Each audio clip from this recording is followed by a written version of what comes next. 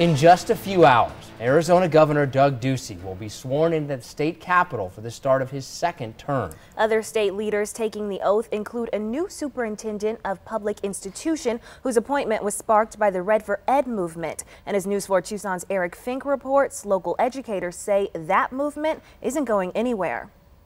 9 months ago, thousands of Arizona educators walked out of class and marched on the state capitol.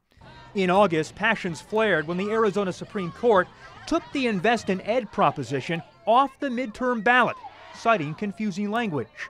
And in November, 32-year-old speech therapist Kathy Hoffman ran and won her campaign to become state superintendent. And now, in this new year, 2018 kind of took everyone by surprise, so 2019 could be a bigger surprise. But hopefully, because we have a superintendent that is willing to listen, at our local level as well as at our statewide level, then a walkout won't be necessary. Margaret Cheney is president-elect of the Tucson Education Association. Making sure that they have a livable wage, that too is a right.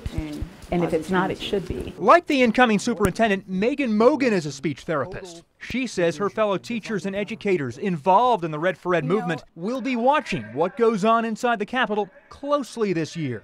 Any action that Red for Ed takes is a response directly to legislative action or inaction. Governor Doug Ducey remains committed to giving teachers a 20% raise by 2020, 10% in 2018, another 5% this fall, and then again in 2020. But Mogan says her job falls under classroom support staff. And I received a 0% salary increase as a result of legislative funding last year.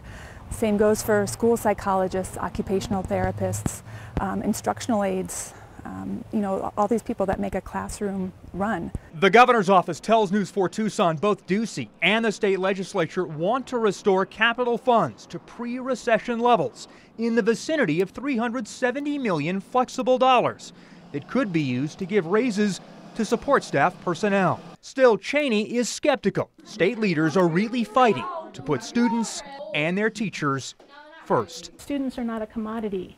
We're not buying and selling them. We're not buying and selling teachers. These are people.